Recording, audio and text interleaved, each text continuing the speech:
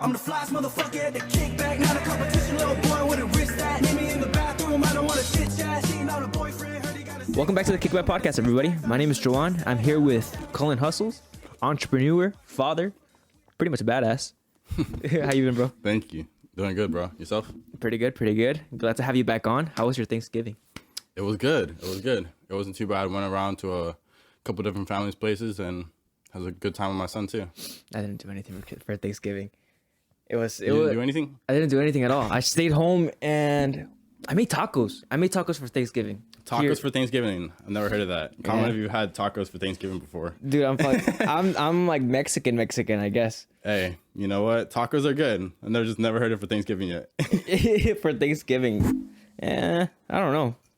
Tacos for Thanksgiving. I feel like it could be a thing, but more towards the Mexican side. Like once you do it once, I think you could do it again. Yeah. But people are still gonna look at you weird, but I feel like it could become like a more normal thing. Yeah. Yeah, no, this year actually we did a little bit different with the turkey.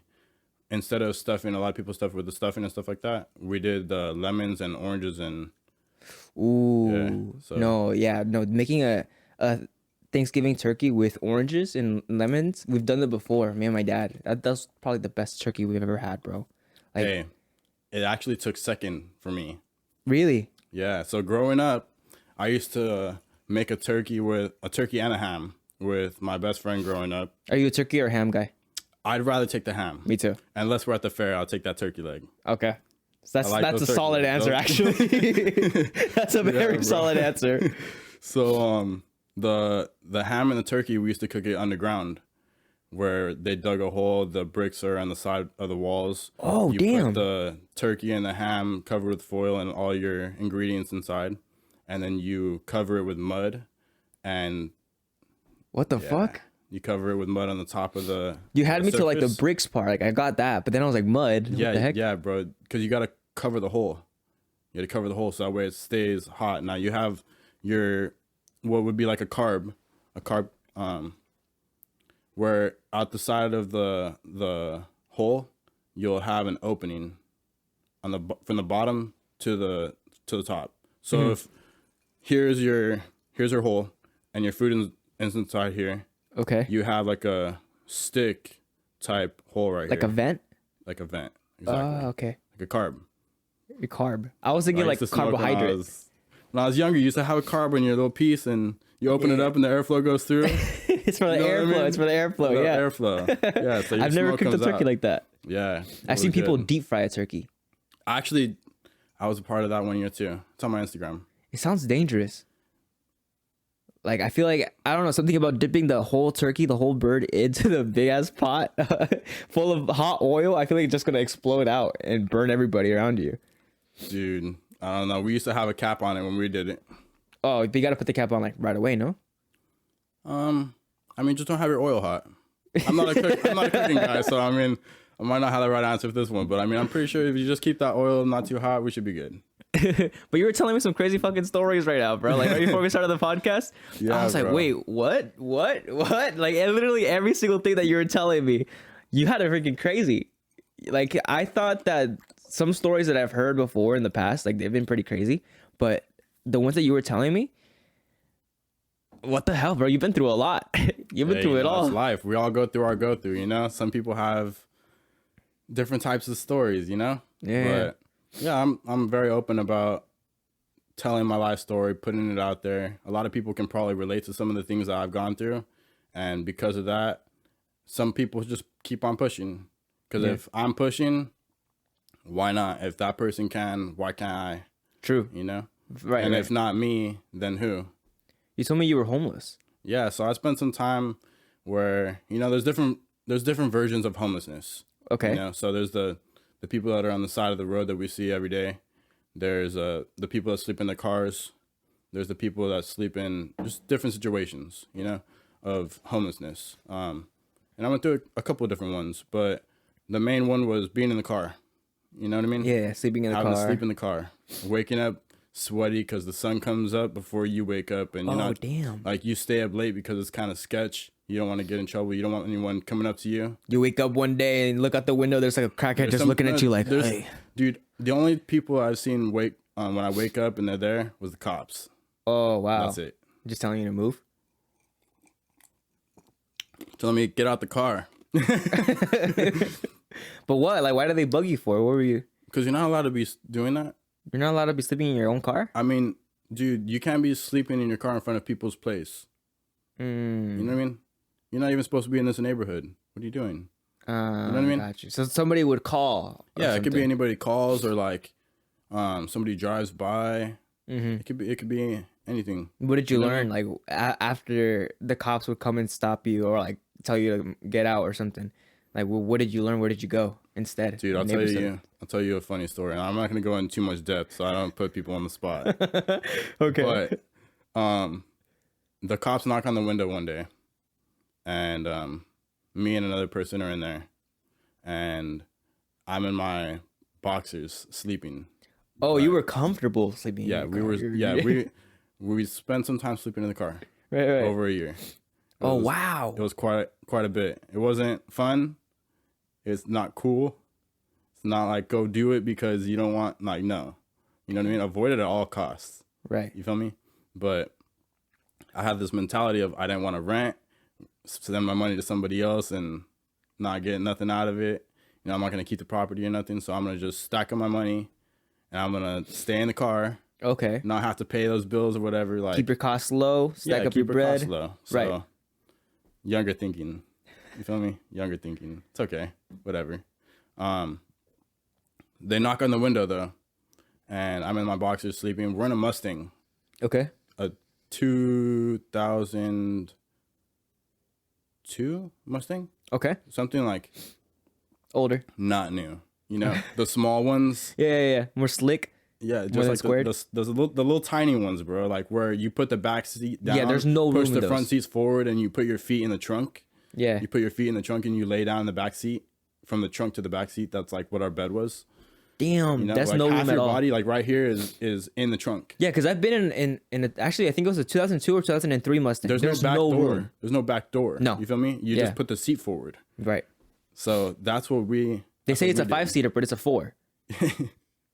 Dude, it's only a 4-seater. Yeah, because there's a little hump right here. It's not a Right. seat. In the middle. Yep. So we're sleeping in there, and cops knock on the window.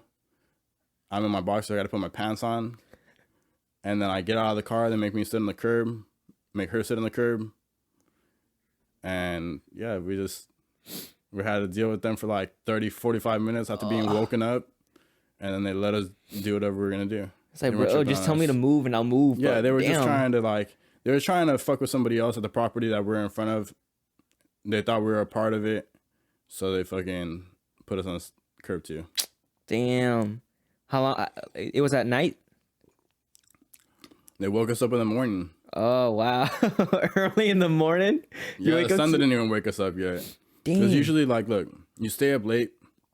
You don't want anybody messing with you. You keep the windows up because you don't want people coming to the car, right? You cover them up with something. No, like, you just sure. no, you just keep the windows up, so that way that nobody comes like trying to break in the car, or no one thinks like there's somebody in the car, right?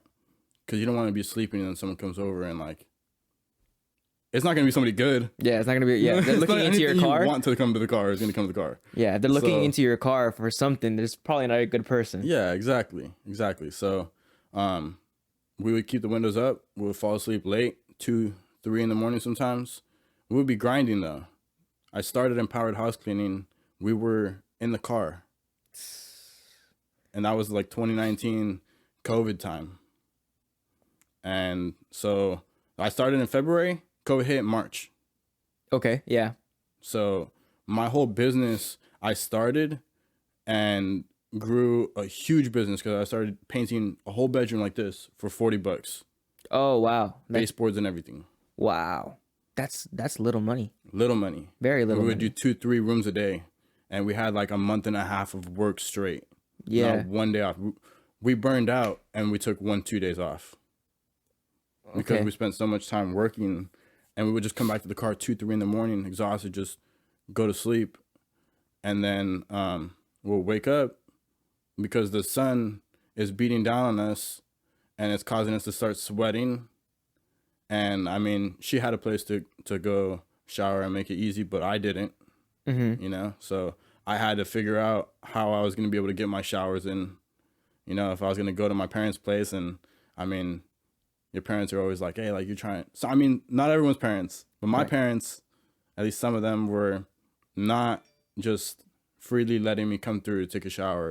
It was a inconvenience. Right. It's like when you just go to your parents' house to do your laundry or something. It's Yeah. like, bro. They're like, come on, like you use my soap too, really? You left Like, your come pubes on this where's bitch, your bro. hospitality at, mom? Come on, I'm still your son. I get you. How did you get it? How did you become homeless? Like, how did that happen? So that brings us back to earlier story. You looped that in right. So basically, I had an apartment my senior year, Okay. and I had Social Security income because my parents are deceased, and that runs out at one of 2 points, either when you turn 18 or when you finish high school. Mm-hmm. Okay, so You were about to do both. I was already 18 in high school. So by the time that school ended in June or August or whatever it was, money was about to stop that month. So I was only getting $970 a month. Only, maybe that's an understatement. Like From Social Security? yeah, that's a lot, but it's also not a lot. It's not a lot to cover a $1,550 2-bedroom apartment. Mm-hmm. You know? So Yeah. I held it down. I had a savings that my grandpa helped me save as well from my Social Security money from before I was 13. So I got Social Security money from the time I was 2 till the time I was 18 and some change. Just racked up over time. Well, my grandpa had complete control over it from 2 to 13 because he was my legal guardian. Mm-hmm. He would give money to who's my mom and dad to take care of me.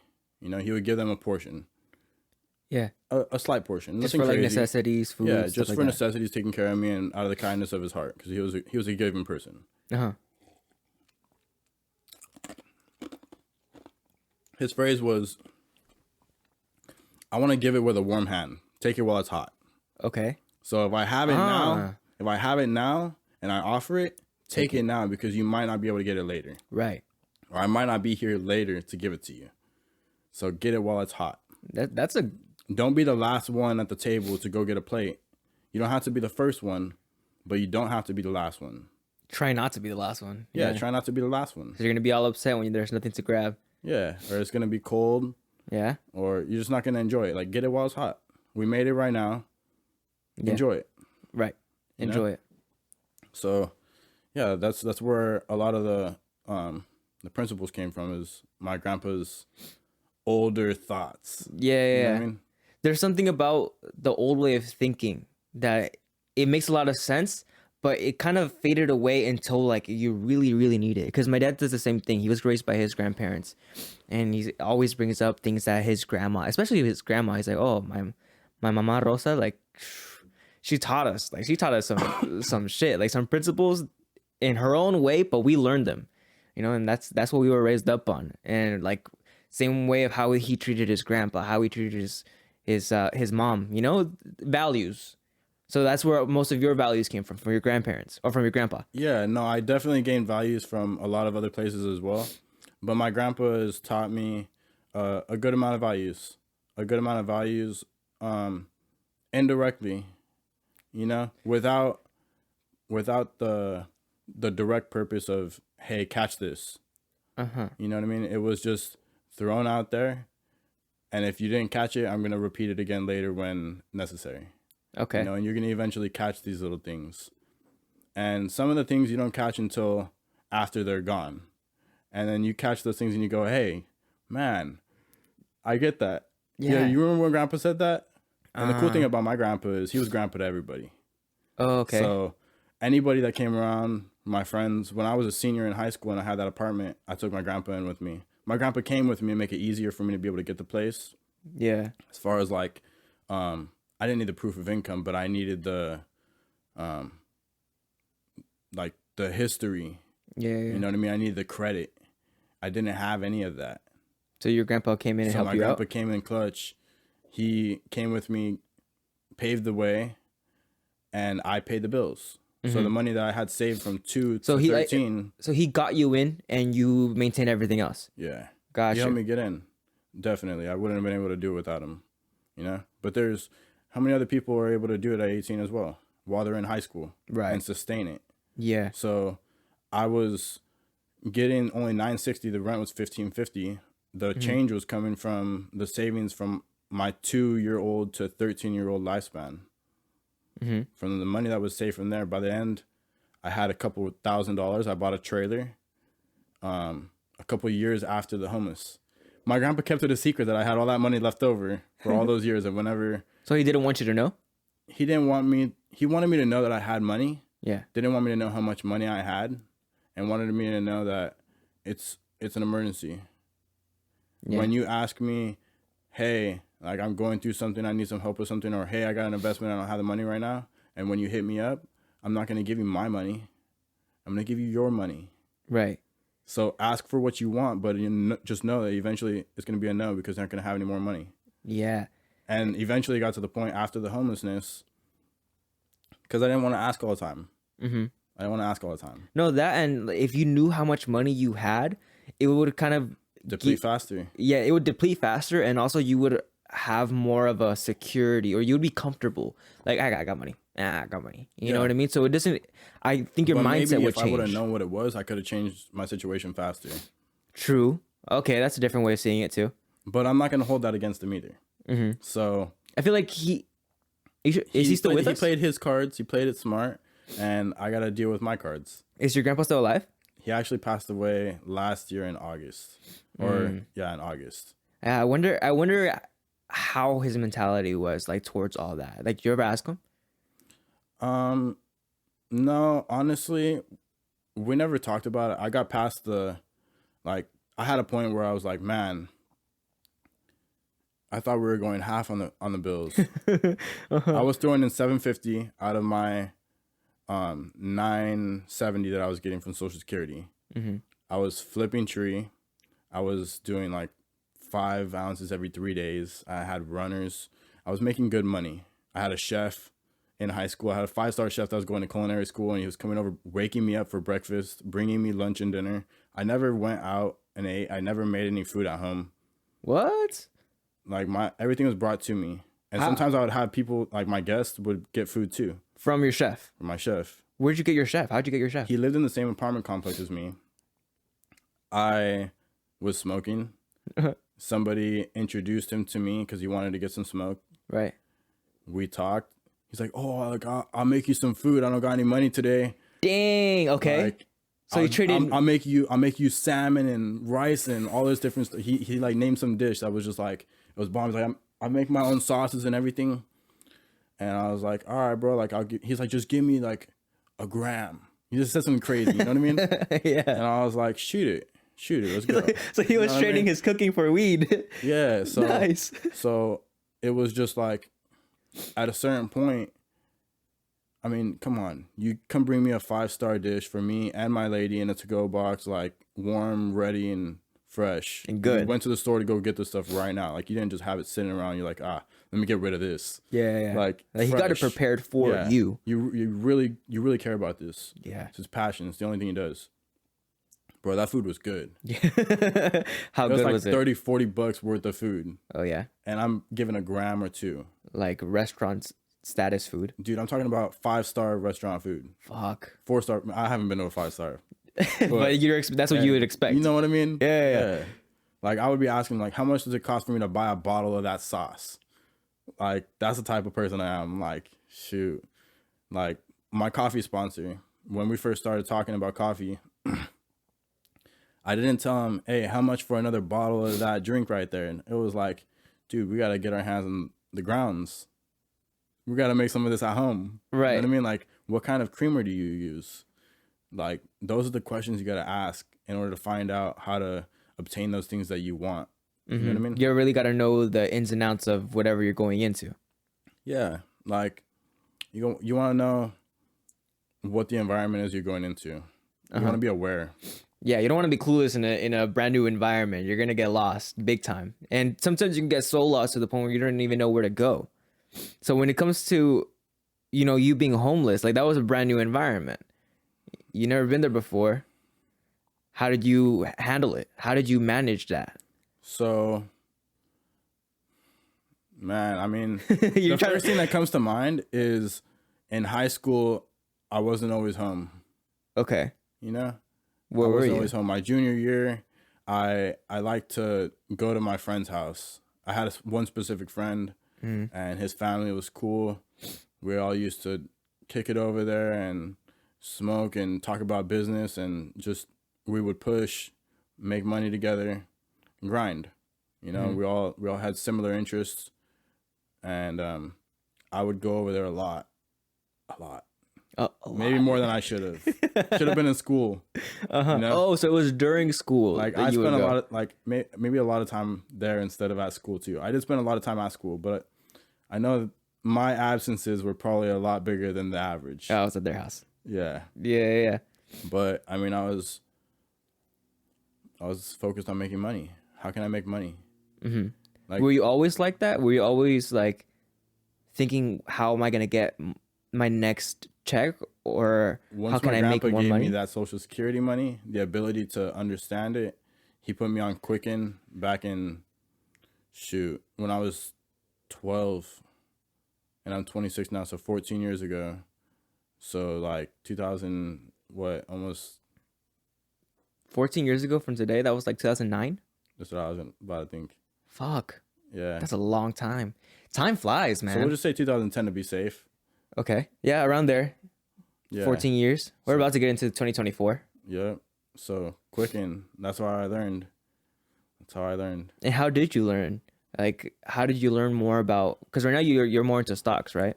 Yeah. How did you learn about all this information of getting into stocks, of making the right moves, of knowing your next steps to, getting more money? The key to the answer is what you just said, is the next steps. What is the next step?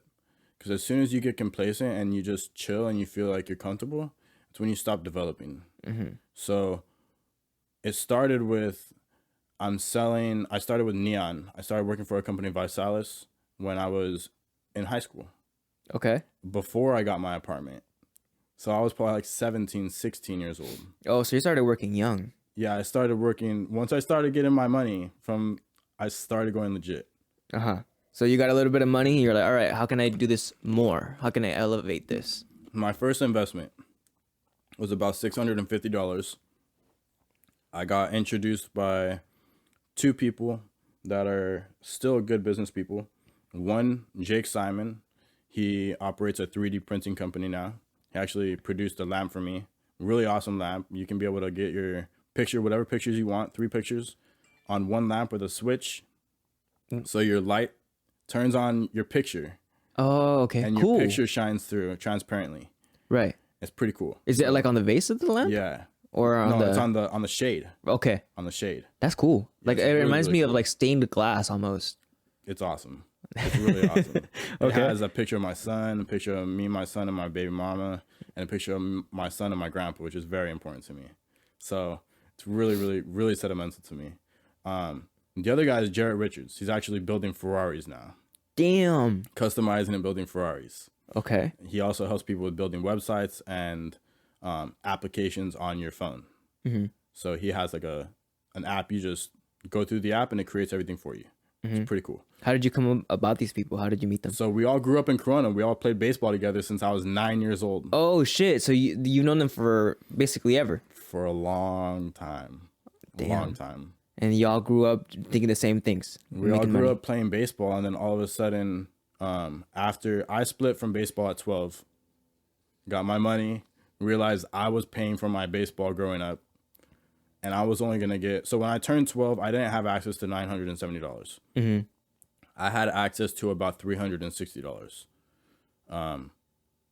I don't remember exactly when the rest of that money came into my hands, like as far as like, okay, you're going to get $970 now. My grandpa gave me the ability to have access to everything. But that $360, $280 was going to baseball. Yeah. So it's only 3 months or 2 months or whatever. Right. It means the rest of the money is going to go to winter ball. All of it just going away. Yeah. So I can't even do wrestling, or I can't even do Kempo, or I can't even do buy some weed and flip the weed and make money. Yeah. Right. Which was my next move. So you had to leave baseball because it was taking the majority of your money? Because I had to make my own decisions now on money. When I asked my grandpa, like, hey, baseball's $280. Like, can you cover it? Like, No. no, no, you got to make some choices. And Jake and That's tough, Jake man. and Jared kept on going with it. They made it all the way into the high school baseball team. Okay. So they stayed with baseball. They stayed with baseball. They were really, really good. But we caught all back up in business. We all got caught back up in business. So maybe not through baseball, but you guys linked up through business-wise, making money. So Jared got involved with Primerica, the insurance company that a lot of people are not fond of, but they are very successful. I've never heard of that company. Primerica, you build a company within the company, referrals, and try to go off of your family and friends at first for your insurance sales. And a lot of people can't make it, especially when they're young, and they try to get young people in there so that way that they have a lot of time with you to build a company. It's a smart tactic. It works out. Doesn't work out for everybody. But the more people you get in a room, the more people you get on your team. Out of the small percentage of people that stay, you need a big number to show up. So, hey, you invite all your friends, and I'm going to invite all my friends. And it's a big pyramid, right? Yeah, it's a pyramid, and everyone calls it a pyramid scheme. Now, I don't think it's a pyramid scheme. It is a pyramid. We won't get into that, though. Jared brought in Jake. Okay, yeah. Jake brought me in, right? So we're already talking about the pyramid, but we all went in to the business. We came in through different ways, and we all met up at a meeting. We all ended up seeing each other at a meeting after being in. And yeah, after that, it was just like, oh, I know you're doing business now. I know you're serious. I know you execute at what you do. And whatever business ventures we would go through, a lot of the times we could know that if we wanted something, we could rely on each other. You guys all just came up through the same path of entrepreneurship, business stuff. We probably went through different routes, but we came up along the same general path, you know? Yeah. We all went through school, went through baseball, went through business, and now we're all running around. How do you think you would have done anything different if you had like the opportunities to actually choose something else besides entrepreneurship? Or did you always know, like, I'm gonna do this, I'm gonna have to fall into this? So, do you listen to country music at all? No, I don't. So there's a guy named Luke Combs. I think I've heard that name. Yeah. So Luke Combs does a song called Doing This. And in that song, he's basically talking about, it's an interview. The guy sits him down and he says, hey, like, if you weren't doing this right now, what would you be doing? That's basically my question. Yeah. Perfect. It's a perfect question. I'd still be doing this if I wasn't doing this right now. And it's the same answer he gives. And that song resonates with me because it has to be your gift. If I can give one piece of advice, it's literally find out what your gift is, what your purpose is. Go after your gift every single day. There's going to be people that tell you, hey, you need to do this. This is going to make it easier. Hey, this is going to be hard. Hey, you're going to fail. And you might fail. But if you keep on going, you will get to your dreams. They will become a reality as long as you do not quit. But if you quit, however, you will never reach your greatness. You'll never find out. You'll never reach your greatness. But if you jump on and do what you're passionate about, let it happen. Just let it flow. Let it happen. Find a way to execute. If you can't do it by yourself, no man is an island. You find someone to sit down on the couch with you and jump on the mic. You say no man is an island? No man is an island. What does that mean? That means nobody can do it alone. Okay. Yeah, that's Nobody true. can do it alone. A lot of people believe that. They're always like, oh, I did it all myself. I'm self-made. But I never think that's true. I don't think that's true at all. I think you do need other people to really make it where you want to go. Do. I promise you. Right now, simultaneous sessions as with the Discord, we got an Instagram and TikTok now. Things are blowing up. I did not do that. There is no I in team, but there is a me in that motherfucker. Yeah, he said, so I did a lot of it, but it's not just me, right? Yeah, no, definitely. Shout out to DGAF. Chief DGAF's been doing a lot of work daily. He's growing things right now. He's doing a good job. I really appreciate it. He's making some gains too. It's all coming from passion of trading. And how do you stick to your passion? Because like the stories that you told me, like that shit sounds rough. Like it sounds tough to stick through that the entire time and still have that mentality. I was just looking it up yesterday or listening to an interview, or it was like a compilation of Conor McGregor saying his mentality of manifestation and like visualization and knowing where you're gonna be. But it's kind of hard when you're going through a sticky situation or when times are tough. Like dreaming of where you want to be when you're in a good position, like that's one thing. Easy. But when you're in a bad position, when you feel like you're stuck and all the pressure's on you, that's way more difficult. Not kind of. You need to deal with your why. Like, do you have anybody that doubts like anybody that doubts that this is gonna make you replace your income? You know, that's the thing, because there could be some people that They don't speak up on it. that doubt, right? But I don't really listen to it. The one that I really listen to and the one that's like really fucking loud is myself. Is that self-doubt. So how did you overcome self-doubt? Did you have any self-doubt? Yeah, I've definitely had self-doubt. There's times where you feel like quitting, Yeah. you know? But it's a matter of, okay, well, if not you, who? If not now, when? Like, if you spend all that time bickering and moaning and complaining and being down, how much time do you have left? How much time do you have left?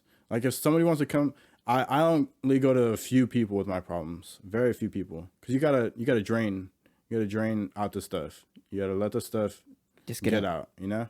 But give me 5 minutes of your problem and tell me 15 minutes of your solution. That's a good one. You know? Yeah.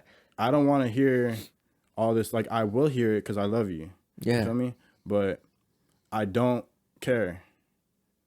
It's not going to get me paid, and it's taking away time from me getting paid. It's taking away time from my family. It's taking time away from you getting paid. Exactly. Yeah. Dana White says that unless really you're well. paying me to do this, like, I'm there for you, I promise you. But let's get to how do we fix this? That's what I'm there for. Were you always like that? I mean, as far as I can remember. Because I feel like that's a mentality that you have to build over time, you know? Of like, yeah, this sucks and I'm not happy with it, but we got to keep going. I was even a mediator and delegating in middle school. What? You know, like, between, like, all right, there's certain people that are trying to work, like, I'm trying to be with her. She's like, I'm trying to be with him. But he's scared to talk because he's in middle school. And she's not going to talk because she's a girl. So we get to the point of, hey, how do we make this work out? I'm 12, 13, in middle school, just learning about my money and how I can make it. Right? I'll go talk for you. I got What do you want to say? Dang. I'm cool with both of you guys. I've known her since 5th grade. Okay.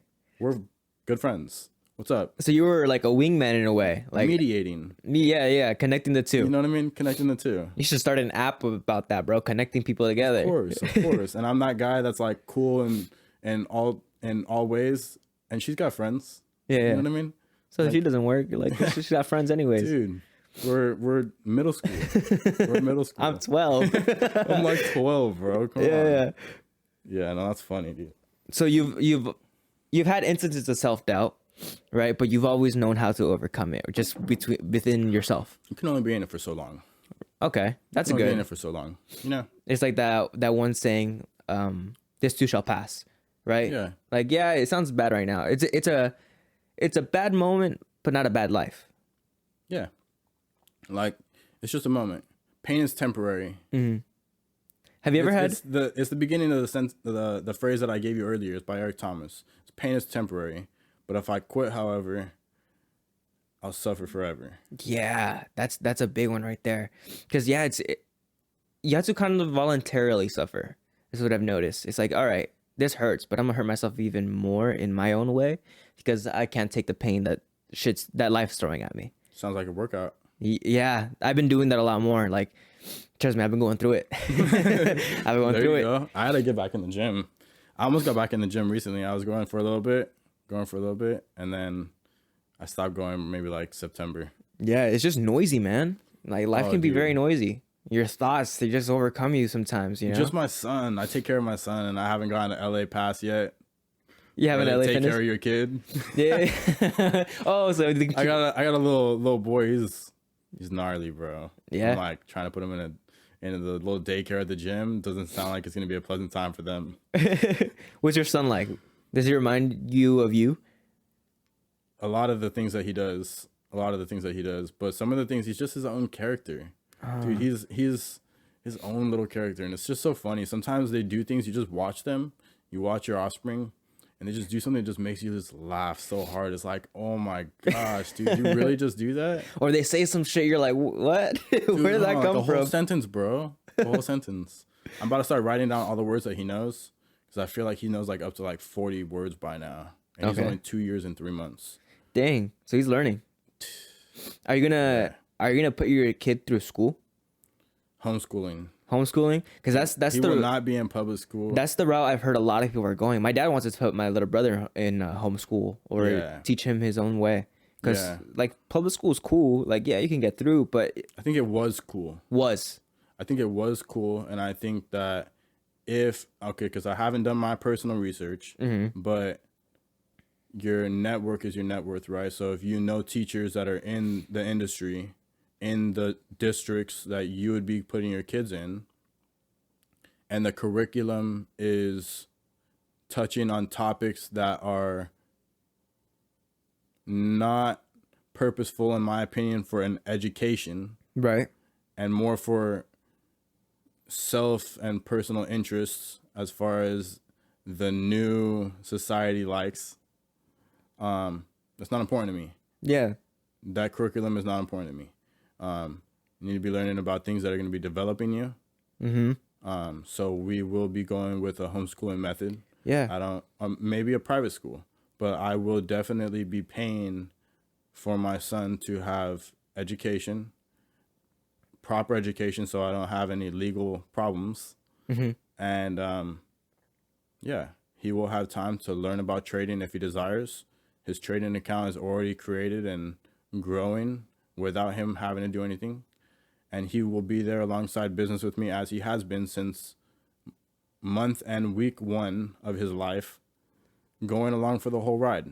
What do you think is like the biggest, or at least one of the biggest things that you want your son to learn if he wasn't going to public school, if he was going to homeschool and staying, with you? Communication. Because I feel like if you don't put your kid,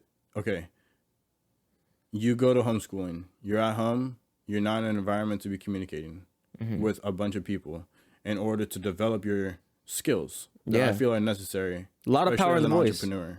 Yeah. So I feel like if you just go, hey, you can play your video games for the rest of the day, or eat dinner, and then we call it, and like you're just inside all the time, or you're just not out there doing anything or talking with people or having genuine things happening in life outside of your homeschool. Yeah. You said it. Your network is your net worth. Your network is your net worth. Exactly. So if you have just a network of yourself and video games and TikTok, and those people that are online, it's only going so far. Exactly. Because now when you're in front of people, you can't even communicate anymore. You gotta allow yourself to do certain things and to let certain things go in order to get to certain levels. Like last time when I seen you, I was grinding. I stayed up all night. I slept for maybe 1 hour in the car because I didn't want to I wasn't even home. Yeah. I brought flowers to baby mama and my son in the morning early, like 5, 6 in the morning. Slept in the car and went over here directly after.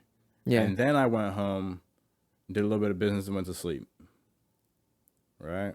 But today, we came in with 5-6 hours sleep. More rest, more energy, right? More rest, more energy. Clear thoughts. We got our trading in, you know.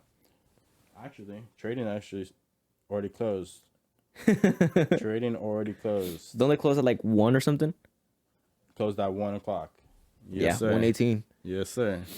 So yeah, hitting a couple trades, sold out. Woke up to 136% profit. Okay, that's good. It's on the Instagram. Go verify it. It's already there. And I give out those alerts. So yesterday we got into the trade. It was only $9 each. So if you can't afford $9, start with $1 with me.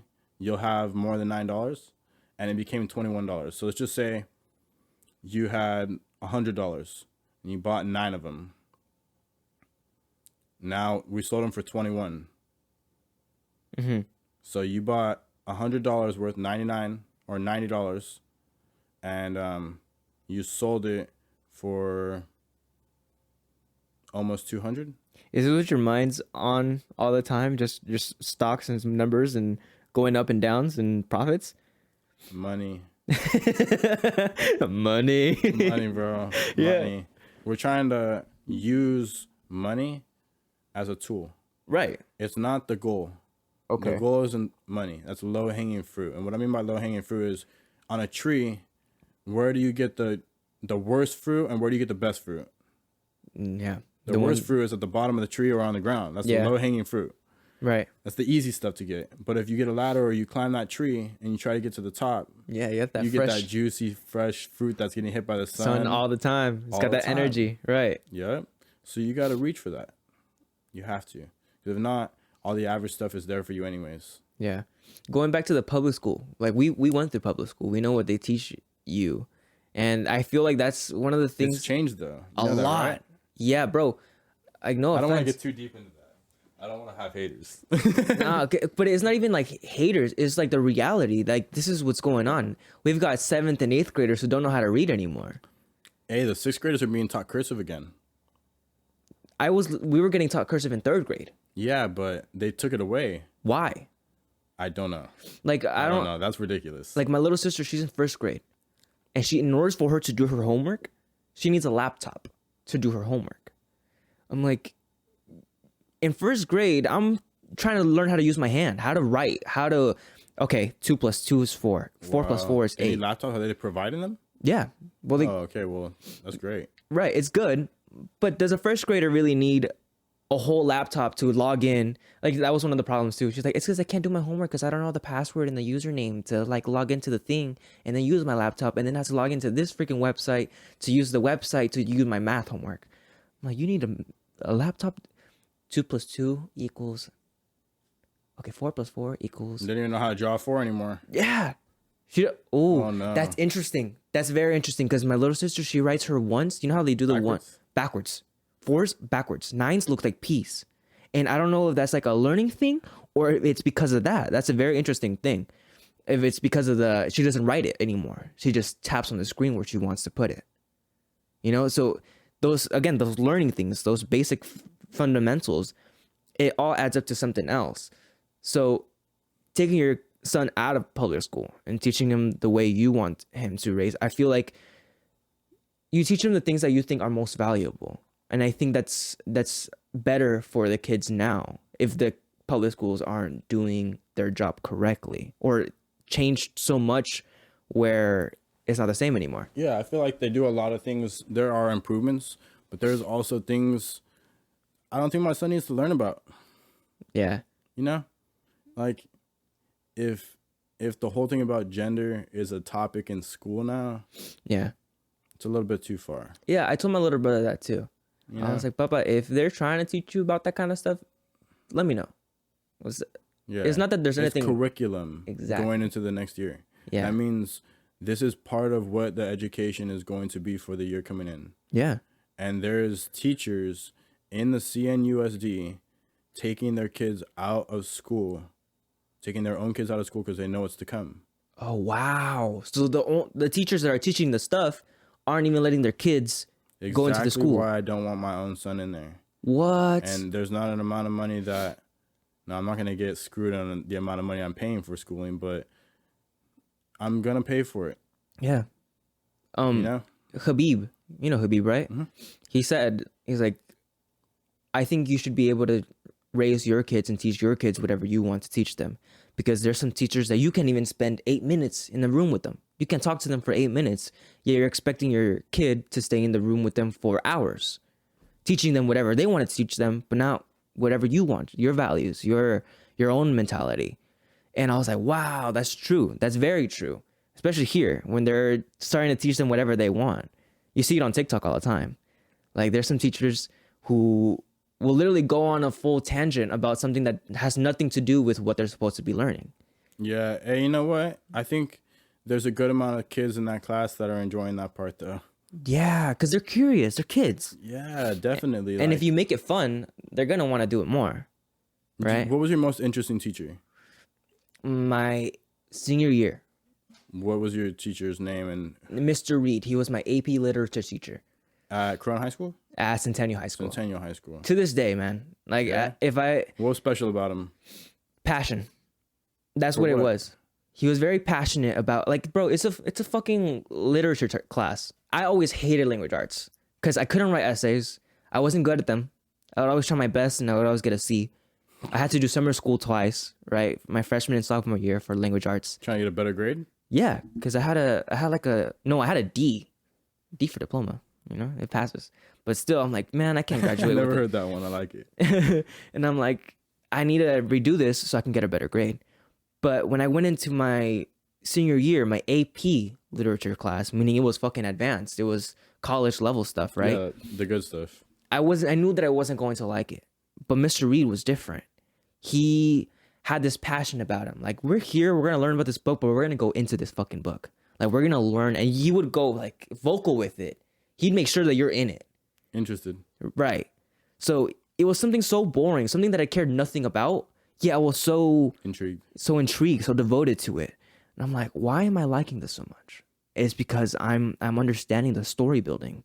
I'm understanding each character and what they're thinking and what they must be feeling. Because he read the book how it was intended to be read. Exactly. And a lot of people just read the words. Right. And that's what it was throughout the majority of my years of language arts. But he was different. You were in the book. You were that character at that moment. So let me ask you a question about this. So people are very straight to it with the text, right? Mm-hmm. Okay. Do you think that it would be better for people to start actually punctuating things correctly and start texting as if they wanted things to not be misunderstood anymore, to where you can understand the tone, where you could read it in that manner of Mr. Reed's ways? You know what I mean? I think, yeah, it would help for sure. I think that would be so much better. Right, because if you just type something lazy and you just say whatever you say, but it's perceived in any way. Thousands of different meanings behind that one little statement. Mm-hmm. It could be negative, it could be positive. Depends on how someone says it or how someone reads it. You can't read sarcasm through text, right? But I think... Or everything's sarcasm. Everything is just sarcastic. Just sarcastic motherfucker, you know? He's just always on it. Yeah, bro. Emojis. I use emojis a lot. And I think it's because of that, because it helps me convey the emotion that I'm trying to send throughout that message. Because I do that a lot. I try to like punctuate a little bit more every once in a while, you know? Dabble into that and try to say it the way I want to say it. And also write a lot. I write in my journal every single day. So I know how I want to put my thought into this message and make sure that they get my thought from that message. And if they say what, then I go more into it. I get into more detail. But those emojis is what really helps me convey that message or the emotion behind that message. Yeah, I like to use emojis for that purpose too. Yeah. I think it... And they're fun. Yeah. They're colorful. It's kind of cool to see the different ones that pop up. You like start typing in words or something, and like see like what pops up. Yeah. The one that I like to use a lot is the disco guy. Oh, there you go. You know, it's like, why did you disco? Why not? You know, why aren't you discoing? I like to use the laughing one with the crying tears. Yeah. Oh, like the crying one, or No, like the like the one that's like sideways. Yeah, you know what I mean? Oh, like rolling like on the head's turned, like dying bro. of fucking laughter. Yeah, I'm like, damn, dude, this guy's neck's about to break. Yeah, fall off. But yes, man, school has changed a lot. But it's those little things that really build your kid up. So I'm not disagreeing with you at all about taking your kid out of public school. I think a lot of people are going to be doing that coming up. Yeah, no, I'm still gonna put him into different kinds of things that'll help him with communication, Development. So things like not only, but things like church camp. I think certain church camps are really cool experiences, not just boring to go to and just seminaristic. No, it's not like that. It's really cool. It's a good experience. Like when I went to church camp, we would paintball. We would go to the beach. We would freaking we would always have a good time. Yeah. Always have a good time. Zip line, like at church camp. Yeah, that's what I said. That's when you start feeling more alive. Like you're here and I'm present. This is what reality should be like, you know? Not all this fucking 9 to 5 sitting in a cubicle, stressing all the damn time. It's like finally you get a breather, you know? Even if it is just church camp, you know, you take a step back from everything that's going on. Yeah, that's only for a weekend. Yeah. You know what I mean? There's a bunch of other things. You go ahead and whatever it is. Whatever it is. Go to an amusement park, go out there and go have fun. Like take him, he's still young. Take him to the kids' playground. He's gonna make friends. Yeah. It also teaches your kid faith, you know, faith within himself, within God, and you develop those two and you start developing faith within the people around you too. And that's very important. Yeah. Because especially now, 2023, we don't faith has diminished a lot within society. Like I've gotten videos where we're talking about God, like good things, right? Okay. Yeah, no, you're good. Like we're talking like good things about God, how, you know, he's helped us in some sort of ways or just interesting topics. And the comments are like, oh, that's cult activities. Or they see believing in God in a negative aspect. And I'm like, it's all a love thing. Y'all don't realize this, right? It's loving yourself. It's like, man, things can be tough, but I believe in my God. I believe in myself, you know, that we can get through this.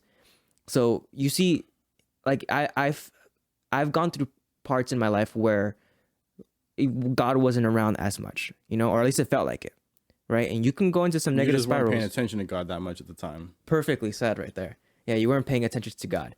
But there's times where you go to those downhill, you know, battles, and then you get like that voice speaking to you.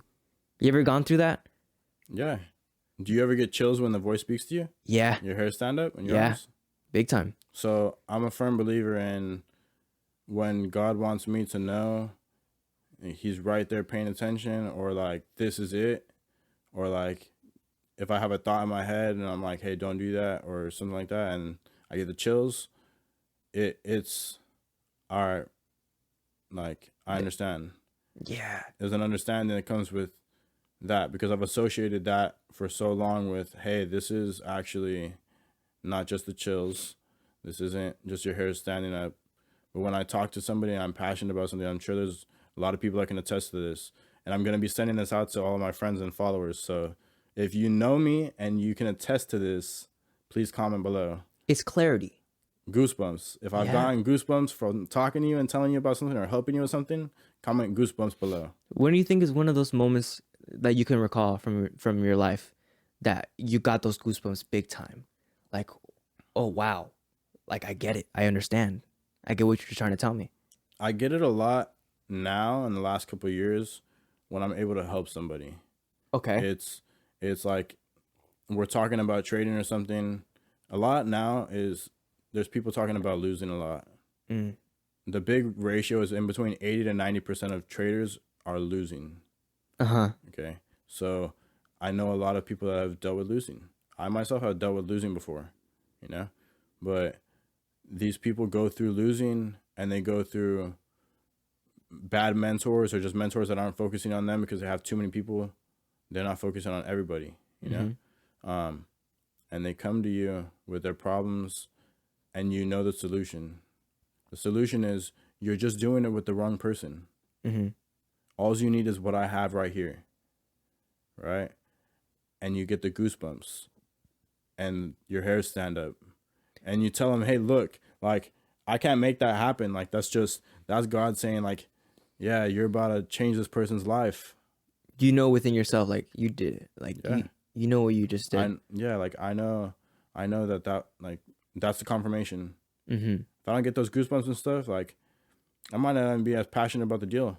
Yeah, it's frustrating sometimes when you think you know it and you don't get that feeling of goosebumps. Like I thought I had it. Well, no, like I don't look for it Mm. because, I mean, who knows? You might be able to instigate it actually happening if you think about it.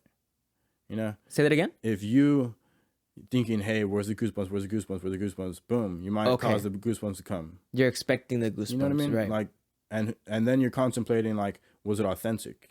You're forced or authentic, right? Was it forced or authentic? Exactly. Mm-hmm. And I don't want to have any of those contemplations. So if it comes, it comes, and it's a surprise to both of us, and it's pretty cool. And that's why I mention it to people, and they know it's authentic. Mm-hmm. You know, and they feel it, and they smile, and then we just proceed. Right. Proceed. It's cool because you get a step back. How we were talking about like the whole church thing, right? The church camp. You take a step back and you get a lot of those goosebumps. And it's funny how you step away from like the norm of what everything else is, and you feel those goosebumps a lot more. Like even just taking a step, like I go on walks all the time, and I'll be just sitting in the park, just looking up, or feeling the breeze, or looking at the trees, and you feel it a lot more. It's like this is what the reality is. That's the cold, buddy. No, I'm just kidding. that's the cold, brother. Get a fucking sweater on. But that's when you get the most clarity, you know, when you're with yourself or when you're just trying to observe and learn. I think that schools should push to, or parents, you guys can go to these meetings at the districts. You guys can go to the city, and you guys can go ahead and push for the classes that you want your students to have available in school. Mm-hmm. You can do that. And there is schools right now in the Corona Norco Unified School District that have classes like speech and debate, classes like business classes like retail sales and marketing are at that school right now. And they are fabulous. If your kids want to learn about business, or you want your kids to learn about business, they can go and take those classes. If you want them to take those classes at another school, just push for those classes to be there. Yeah. Let them know that they're already available somewhere else. Find out which classes should be replaced instead. Don't just come with the problem. Come with the solution. 5 minutes of problem, 15 minutes of solution. What is the approach that you have when raising your kid? Because I think that that's a reflection of yourself. Of what you're teaching yourself is what you're teaching your kid too. So when you're trying to teach your kid something, what is your like main focus on them obtaining that value or obtaining that message that you're trying to deliver to them? Manners is a big thing. Manners is a really big thing. Right. You don't hit girls, you know? You say, please. I'm working on please now. Good morning. He doesn't really say good morning. He can say hi and he can wave. Right. Greeting, introducing. Yeah, he knows how to greet people. He gives high fives, he gives knuckles. Right. I taught him how to shake hands first before that. Yeah, mannerisms. Yeah. Just little things like that. He can't be acting a fool. Like I can just tell him like, dude, you're acting a fool, and he'll chill out. You know, like Damn, yeah, you're right. He knows certain things, like, but I gotta also bend for him too. Because I remember growing up, bro, those Mexican parties, you better say hi to all the tias. Everybody. Yeah, and everybody's gonna get a kiss on the cheek on the way out. Oh, here we go. You know what I mean? Hey, you know, the older gentlemen too, like the grandpas, a lot of them would be doing the same thing, and it wasn't anything weird either. It was respect. Yeah, it was family. It was respect and authority. And it wasn't my family either. It was even with my best friend's family. Yeah, it was. You follow the lead. If you're with another culture, just follow the lead. Be respectful. Try out what's going on. Try not to say no as much as you can, and just try. If you try it and you don't like it, it's okay. But at least try, because a lot of the cultures will respect that, and they'll welcome you with open arms. Right. Yeah, you start doing what they're doing a little bit more, fit in a little bit. Yeah. Not become one of them, but like just know the mannerisms and be respectful. I think respect can get you a long way. But also you have to learn how to give and receive respect too. Because I even that's a whole connotation right there. You know, there are some people who believe like, yeah, respect everybody. right? And then they say that some respect is earned, not given. Right. Yeah. Right? But no. What do you think about that? Which one would you go for? I was raised to respect everybody. Yeah. Even if Me too. even if that person's like doing me wrong, like, all right, like I get what you're doing. I'm not gonna treat you like shit. I might not even understand it. But I'm not gonna waste my time trying to figure that out. I gotta figure out this other stuff. Exactly. Yeah. But I'm not gonna take time out of my day either to treat you like shit. Exactly. Not at all. You know, like, cool, I see what you're doing. I'm out. I'm good. You know, but I was always raised like that. Respect everybody, especially your elders. Even if they don't understand, it's like, cool. But there's also times where you got to stand your ground. You know, especially against. Yeah, there's a line in the sand, and you just don't cross the line, and other than that, you're good. Yeah. How do you? Because I'm telling you, I'm learning a lot from you from that fatherhood. You know, that you have towards you. Because I'm not a father yet. I don't know how that's gonna be later on at all. And I'm not the perfect father, but I'm working on trying to be the best dad that I can be. Yeah. You know, every day. I don't think anybody's a perfect father. I think that's one of those things that you learn yourself, right? But I mean, learning from other people who are fathers gives you kind of a little roadmap or a little sense of clarity. So when I go and raise my kids one day, you know, I can have some of those. Oh, that's what Cullen said. You know, I remember Cullen was telling me about that. I can implement that same thing into my own practices with my own kids, right? But yeah, respect is one of those huge things, and I think it's being lost a lot. Like even saying hello. That's why I said good morning, right? Because I go on walks and I see people walking. Oh, hey, good morning. Are you the one that initiates that most of the time? Exactly. You know, that's kind of crazy, isn't it? Yeah. Isn't it the fact that the majority of people we see are older than us when we go on those walks? Yeah. Yet we initiate that hello. Yeah. And a lot of the times, either people look away or they're looking down, and it's out of uncomfort. Yeah. Because they're not comfortable because somebody else is walking up next to them and they're not sure whether it's safe or not. And that's really what it is. It's a safety. Yeah. It's a safety thing. It's a defense mechanism, huh? Just keep looking down and walk But forward. once you say good morning, they brighten up, don't they? Yeah. It's like, good morning. It's like a big relief, huh? Yeah. Like, oh my God, yeah, good morning. Just tell somebody good morning. Yeah, it could Tell change their somebody day. Good morning. Yeah. It could change their day. You know, Yeah. that's what I was taught too. You know, say good morning to everybody, say hello to everybody, greet people. You know, when I used to work at Best Buy, people would just look down and walk in like. Yeah, like say goodnight to somebody. You know what I mean? Yeah. Say goodnight to somebody. Say good morning to somebody. Leave somebody with a great message before they go to sleep, or leave somebody with a great message to wake up to. Is stocks the only thing that you're focused on doing for like the majority of your life, or is there something else that you would want to expand onto? There's way bigger picture. Yeah. Stocks is the catalyst to get me to the next thing. Right. Not just get me to the next thing. It's gonna be there forever. Definitely. I don't think there's too much more money you can be making than the percentage gains that I make on stocks. So what does your bigger picture look like? Without throwing too much out there, be getting into the higher realm of business as far as real estate goes, as far as Airbnb would be concerned, Amazon stuff. I have merch coming out, so next time I see you, I'll bring you some merch. I'll bring you a little care package. Cool. And so we're planning on having different people take the merch and help us expand what we got going on, trying to work deals with somebody who's a former UFC champion and somebody that's also a future UFC champion. Okay. I'm sure of it. It's going to conquer it all. If Believe you caught it. that, you caught that. Right. Yeah, You believe bro. it. But yeah, dude, just trying to work some different types of sponsorships, be able to help lots of people grow and help us grow at simultaneous sessions. So how's the state of the economy right now affecting your stocks? Like I just heard that it's become almost impossible for an American to buy a house now. yeah, well, I mean, it is really hard for people to buy houses right now. That is true. Like, But it's also, you gotta understand, if you look at the charts, and I would recommend looking at the chart over the last 100, anywhere from 75 to 100 years, okay. or at least look at the last couple downfalls in the housing economy, or the last one in 2006, 2007, and look at the climb. It has dipped down or whatever, but it didn't dip down crazy. It's still been going up. So if you understand about interest rates, it's a long shot that they come back down to 2-3%, in my opinion. Yeah. It's a long shot. Now, will they come down? Yes, they could come down. But 2-3% sounds like a lot.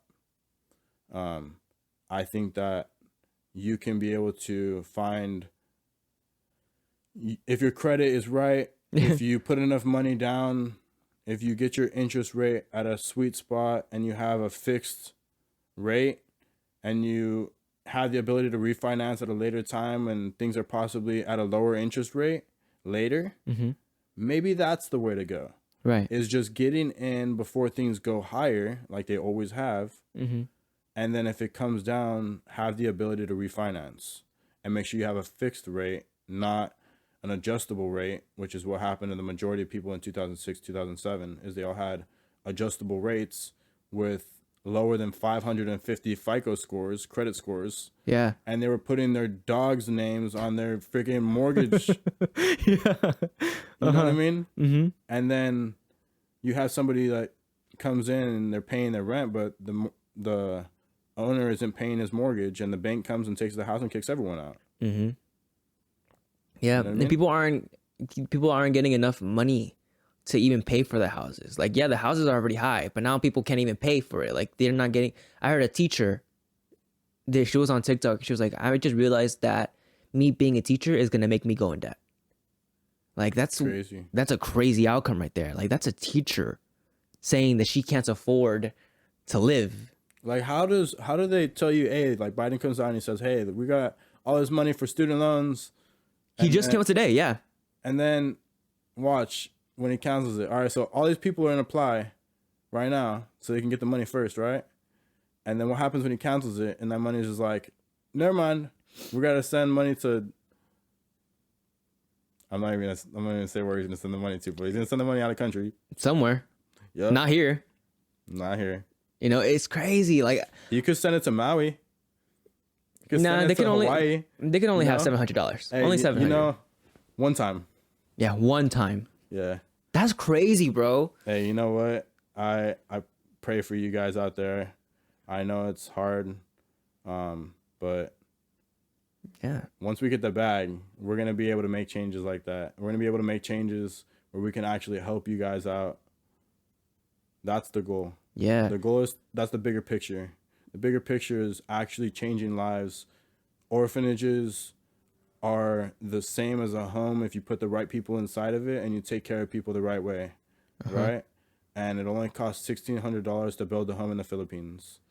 So I feel like we can build villages. We can be able to build, and we can help a lot of people all over the world. If we don't do it, who will? I heard recently, well, I think that's why also a lot of people are becoming entrepreneurs, because entrepreneurship has always been around, right? But now I feel like there's been a huge increase of people becoming entrepreneurs or working for themselves or getting their own bag. I mean, people have been saying that in the future, I don't know how long, but there's going to come a time and point where the majority of people are going to be working for themselves instead of working for their regular 9-to-5 job. See, this is the thing, though. When you're working for yourself, you end up wanting to try to save as much money as you can and try to get the best deals that you can on doing business, because you know that you can create deals on your business, you know? And the thing is, as the Canon businessman says, we need to make support a sport. You need to be willing to support as many of your friends or family's businesses that you actually like and you want to support, or you want something out of what they're doing, and you need to support those businesses. Or else when everybody starts their business, no one's going to eat if we're not supporting each other's businesses. Yeah, it's like that individualism in a way where you start making your own bread, but that's your bread. It should be a cycle of money. Yeah. It should be a cycle of money. That's all it should be. It's just a cycle of money. I like your thing, I give you money. You like his thing, you get him money. Money. It goes around, and everybody's able to take care of the things that they need. The language, I heard something about that. The language of money, like currency, the river, the bank, something like that, right? And I was like, yeah, even learning that language or learning those words and the meanings behind it helps out a lot. And even that we're not taught. Are you gonna be teaching your son about like the financial literacy? You know, the words that everything that it means. I have a slick way I'm gonna go about that. How are you gonna do that? A slick way. A slick way. Okay. So a way to not press it on him forcefully, like he has to do business, but a way of where I can get him to want to do it. Mm-hmm. Right? So this is the thing. Currency in my household will be pages. Books. Right. Pages. So if you want to go to the movies and you need $50, it's going to cost you this many pages. Here's your book. Mm-hmm. And now you will gain those concepts and read the book, and then you can go do what you want to do. Got you. It's your payment. You know what I mean? I'm not going to give you an allowance for doing dishes. Or for doing what you got to do anyways. For doing what you got to do anyways. But if you add value and you do these extra little things, then I will give you extra little things. Yes. Yeah, my dad would make me, not for like a payment, but he would just tell me to do it, right? He would tell me that I have to read this book, or at least part of it, and then write whatever I read in that book and what I got from it. You know, we did it for a little bit, not too long. Yeah. It didn't stick. But How old were you? I was probably middle school too. I was probably like 12 years old, 13 years old. But I was doing that for a while. I remember I forgot the name of the book, but it was one of those 7 habits of highly effective people. I had that book at home. Right. It was that one. That's It's a the black name and of white the book. book, right? I'm pretty sure it's a black cover. I don't think it was that one then. But it was one of those like 7 habits. It had like a red border and it had like blue, almost denim texture. I'll put it on my story today, I promise. Okay. Yeah, I'll remind you too. I'll text you a message right now so that way you remember. Yeah, Highly 7 effective habits. people. 7 habits. I'm just going to type that so that way you remember. But I used to do that. And I've even heard people say that that's like, oh, we're just going to make your kid read books. Like, that's not going to teach him anything. But I don't know. There's a lot of value within those books. Well, guess what? If my crazy idea doesn't work out, I can go right back to average. Right. That's what you guys gotta understand. Yeah, that's a good way of putting it. If you just start with average, you're in a waste of time you could have spent doing something that's gonna work out, possibly even better and bigger. Yeah. But if you go with the crazy and big stuff right away, average is always right there for you. It's always there for you. It's either he reads these 50 pages and actually learns something from it, or he scrolls on TikTok for 50 minutes and learns fucking nothing. Hey, you know what? He can learn from either one, right? You can scroll those 50 pages and you can still not learn shit. True. But let's find out if it works. Yeah. Put it to the test. Let's put it to the test. I'm not the first one to do it. I heard this crazy concept somewhere before that, and I was like, that's great. Let's do it. It's better than what they're already doing, you know? I mean, if they're not playing outside with the other kids because nobody else plays outside, I might as well just entertain them here and give them something of value instead. Dude, these kids better start going outside and playing with sticks, rocks, and mud again. Bro, those are the days, huh? Hey, dude. What? People used to play marbles. I don't even think a kid knows what a marble is anymore. Yeah, bro, I used to collect marbles. Yeah. We would trade them at take school. other people's marbles and you play? Yep. Got you, bitch. This is my marble now. My grandpa had some big ass fingers. He could only flick the big ass marbles, those huge ones. The jumbo ones? Yep. Yeah, the ones that break the other marbles. Yep. I hated when they would bring it to the school, bro, because like they were cool. Like we would try to trade them because that was the bigger marble. I want that marble. Yeah. But these folks would come and play and they would just break our marbles. It's like, bro. And then the school banned them. The school banned the jumbo size because I think they were like throwing at each other or some shit. That's funny, dude. But my dad was saying same thing. They would draw a little fucking circle, hit the fucking marble. Yeah, try to knock it out of the circle. Yeah. Remember Pogs? No. So Pogs was actually before my time too, but my best friend's older brother, they used to have like these circle little disc type things. They're paper, or some of them were made out of plastic, and you would take it and there would be a bunch on the table. You would take yours and you would smack it face down like a quarter on top of a quarter, and you would try to flip it. And if you flipped it, you got to keep it. Okay, yeah. That was like the marbles from before. Uh-huh. Even before marbles? Before marbles, that's what it was. The marble before marbles. The marble before marbles. There were Pogs. They would come inside of what's now a half an ounce weed container. Yeah, man. Like even bro. playing with friends. Like I grew up living in apartments, so there's always a whole bunch of Everybody kids. came out. Everybody came out, bro. That's how I wasn't inside. Like people grew up playing a lot of video games. I played video games here and there, but I was outside, bro. You would play video games after the streetlights came on. Yes, when it was time to go inside. When it was time to go inside, the streetlights came on. You hear that whistle? Yeah, bro. Or your mom calling you. Yeah, Time to go inside. Hey, bro. You just hear it, dude. You play Smear the Queer back in the day. No one plays that anymore because now that no one's violent. Basically, for those of you that don't know, one person would have the football and stand on one side of somebody's yard or a football field or whatever it was. Everybody else, all your friends stood in the middle of the field, and your object was to run to the other side of the field past all of them before they tackled you, right? And so we would play this all the time.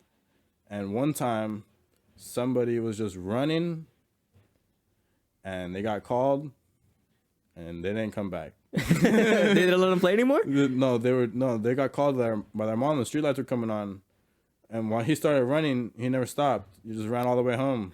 Because we all lived in cul-de-sacs. Okay. So you could Cul-de-sacs are the best streets to live on, bro. Yeah, bro. Yeah, because there's no cars coming. Yeah, and the only cars that are coming are the homies and their families. Yeah, the ones that live throw there. the football over the car. You know what I mean? Or you move to the side, let the car pass, park. And Yeah. all right, back. And while everyone's on the side, you throw it from one side to the other over the car. Yeah. Friends. Even that was a moment. Like little things like that. Little moments like that. Where it's like, cars coming. This is right. People used to get in the trees. People used to climb trees. You know, that's funny. That's funny that you bring that up. How I've been saying, I've been going on those walks, and more often, I've been looking at trees and saying, It's a nice one. yeah, yeah, that's a nice one. Yeah, exactly. I would be right there, bro. That's the one I would grab right there. Yep, I know. I used to be climbing trees a lot too, but I was scared of heights, so figure that out. That's the only thing that stops me from climbing the trees. I'm like, how am I gonna get down? Oh, because now you're bigger and it looks farther down? Yeah, exactly. You That's get it. funny, dude. You're getting exactly what I'm talking about. Yeah. Like, I've been walking around. Like, I could probably climb that tree pretty high too. I see a branch there. From that branch, you can go on that branch, and that branch on that branch. I can go pretty high. But fuck that. Yeah, I'm not gonna do that right now. That's funny, dude. But I want to get into that monkey swinging shit. You know? Hey, yeah, no. My son's a monkey. My Yeah. son's a little monkey. I can make the little monkey noise, so I get him laughing pretty hard about it. Yeah, bro. It's funny. Yeah, man. Playing with the kids on your block. Even that was as a way of communion. You know, like you grow up, you train, right? But that was our version of training. It was playing with other kids, and now kids don't even play with each other. They don't even know how to play with each other now. Yeah, they're just kind of like bored, yawning and just on their phones and like, what do we do, bro? Like, My dad had this friend, and funny. she would bring her kid, right? And she would play with the little kid would play with my little sister, like 6 or 7 years old, and they would play for 15 minutes. And I'm talking hard, bro. Like I see this little kid breathing hard, sweating, like just running all over the house. Like 15 minutes later, he comes up. He's like, "Mom, I'm bored." like 15 minutes, my mom would have locked the door and kicked me outside again. Yeah, exactly. Oh yeah, go get bored over there. For real, huh? Like, no, hey, and people now, they just snack. You just go to the kitchen and just go grab whatever kind of snacks you want. Yeah. But you were allowed one snack. You were allowed like a sandwich and some chips. Maybe a Capri Sun. And then come back after dinner and don't have your ass in the kitchen while I'm cooking. Yeah, like bro. Yeah, that was a big one. Get out of the kitchen while I'm here. There's no room for all of us. Mom was just like, I remember one time I snuck into the kitchen when my mom was cooking. Uh-huh. She was cutting up what I thought was potatoes. Okay. 'Cause I don't know. I liked raw potatoes at the time. I was down to eat a raw potato. Okay. Or like a couple bites of it, like whatever, dude. Well, Whatever. lemon and salt. It was really an onion. And I went and I took a bite out of this, thinking it was, and my mom hid around the corner, like acting like she was gone, knowing that I was being sneaky. I took a bite out of this onion thinking it was a potato. My mom walked around the corner, you like that? Wait, Don't be but sneaky in my kitchen, get out. how did you think that it was a potato? Because it was just like the white part. The skin wasn't on. Uh-huh. You know what I mean? It just looked like a peeled potato. Uh-huh. So you took a bite of the onion and you found out it wasn't Yeah. a potato? Eating raw potatoes though? Apple. Grabbed like an apple. You know what I mean? It's See, like apple would have been more, but like an onion, I feel like I would have been able to tell the difference, bro, no? I was young. Oh. I was like reaching over the table.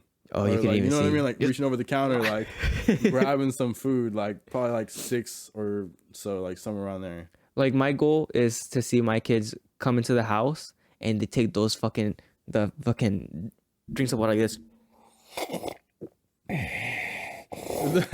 Like fucking tired. Where they gotta take the nose breaths and they're still like right there trying to drink. Because they're it. all tired and sweaty and, you know, just from running the entire time. They come into the house, take a big swig of water, and they run back out. Bro, yeah, that used to be us. I don't want them to come in. You better grab the hose. Oh, you were that kid from the hose? Yeah, bro. We used to grow up with the hose. You think we were gonna run? I was gonna run down to my cul-de-sac, the next cul-de-sac, just to go get some water.